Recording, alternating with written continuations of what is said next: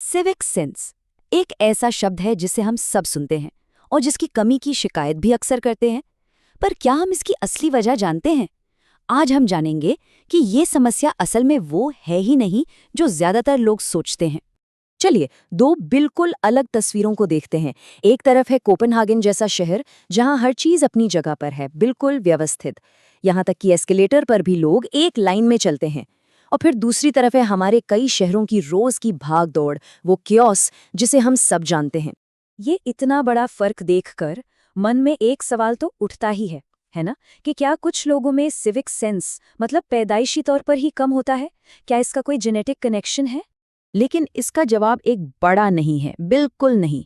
इस सामग्री का तर्क है कि इसका जेनेटिक्स या हमारी संस्कृति से कोई लेना देना नहीं है। असली समस्या तो कहीं ज्यादा गहरी और कह सकते हैं उलझी हुई है। तो चलिए इन्हीं असली कारणों को एक एक करके समझते हैं। असल में ये तीन बड़े संकट हैं जो एक दूसरे से जुड़े हुए हैं और जिनके बारे में हम ज्यादा बात नहीं करते। पहला संकट है सामाजिक। सोचिए जरा इस बात को।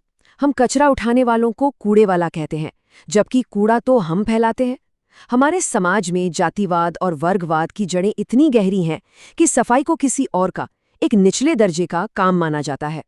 और इसी मानसिकता की वजह से हम खुद को सफाई की जिम्मेदारी से पूरी तरह अलग कर लेते हैं। ये सोच के सफाई करना मेरा काम नहीं है, ये सार्वजनिक जगहों से लेकर हमारे घरों तक में दिखती है। अच्छा, ये तो हुई सामाजिक बात। अब आते हैं दूसरी वजह पर, जो है हमारी सरकारी व्यवस्था और इंफ्रास्ट्रक्चर की खराब हालत। अब देखिए, पब्लिक टॉयलेट्स का ही हाल ले लीजिए। वो इतने ज्यादा गंदे होते हैं कि अक्सर उन पर ताले लगाने पड़ते हैं। अब ऐसी हालत में लोगों के पास खुले में जाने के अलावा और क्या चारा बचता है? और ये सिर्फ टॉयलेट्स की बात नहीं है, हमारे शहरों का डिज़ाइन ही कुछ ऐसा है। चलते चलते फुटपाथ गायब हो जाते हैं, 4 लेन का फ्लाईओवर अचानक 2 लेन का हो जाता है, जेब्रा क्रॉसिंग्स तो ढूंढने से भी नहीं मिलती। जब सिस्टम ही ऐसा हो तो फिर लोग नियमों का पालन कैसे करेंगे? और अब तीसरा संकट जो इन दोनों से जुड़ा है, और वो है हमदर्दी यानी एम्पैथी की कमी। हम सब अपनी अपनी एक छोटी सी दुनिया में सिमटते जा रहे हैं।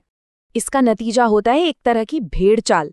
अगर कोई जगह पहले से ही गंदी है तो लगता है कि एक और रैपर फेंक देने से क्या ही फर्क पड़ेगा।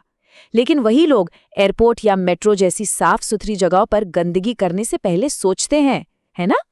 तो अगर समस्या सिस्टम में है तो जाहिर है समाधान भी सिस्टम से ही आएगा। तो चलिए देखते हैं कि दुनिया के दूसरे देश कैसे एक अच्छा सिस्टम बनाकर लोगों में सिविक सेंस जगाते हैं। जरा इस टेबल को देखिए। भारत में हम ज्यादा से ज्यादा गीला और सूखा कचरा अलग करने की बात करते हैं।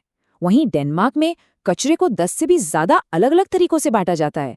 मतलब सिस्टम ही लोगों से बेहतर व्यवहार की उम्मीद करता है और उसे मुमकिन बनाता है।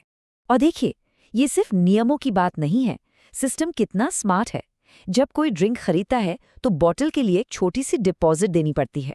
जब वो खाली बॉटल मशीन में वापस डालते हैं तो पैसे तुरंत वापस मिल जाते हैं। मतलब सजा नहीं, इनाम। कितना आसान और असरदार तरीका है। और ये आदतें ये कोई पैदाइशी नहीं होती, इन्हें बचपन से सिखाया और मजबूत किया जाता है। जापान में बच्चे ओसोजी के तहत अपनी क्लासरूम और टॉयलेट खुद साफ करते हैं। जर्मनी में रिसाइकलिंग स्कूल में सिखाई जाती है। ये सब समाज में धीरे धीरे आदत बन जाता है। तो इन सारी बातों से हम एक बहुत जरूरी सवाल पे पहुंचते हैं। आखिर सिविक सेंस का असली मतलब है क्या? क्या ये सिर्फ कुछ नियम कानून मानना है? डेनिश भाषा में इसके लिए एक बहुत ही खूबसूरत शब्द है समफुंडसिंद।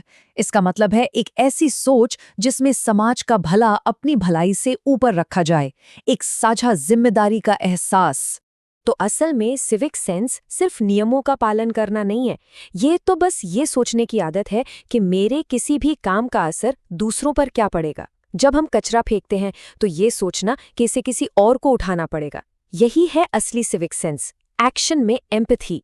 तो निष्कर्ष ये है, एक अच्छा सिस्टम बनाना सरकार का काम है, लेकिन यही सिस्टम समाज को ज्यादा हमदर्द और जिम्मेदार बनाने में मदद करते हैं। तो आखिर में सवाल ये नहीं है कि हमारे लोगों में सिविक सेंस क्यों नहीं है। असली सवाल ये है कि हम एक राष्ट्र के तौर पर अपने समाज में ये हमदर्दी और ये साझा जिम्मेदारी की भावना कैसे पैदा करेंगे।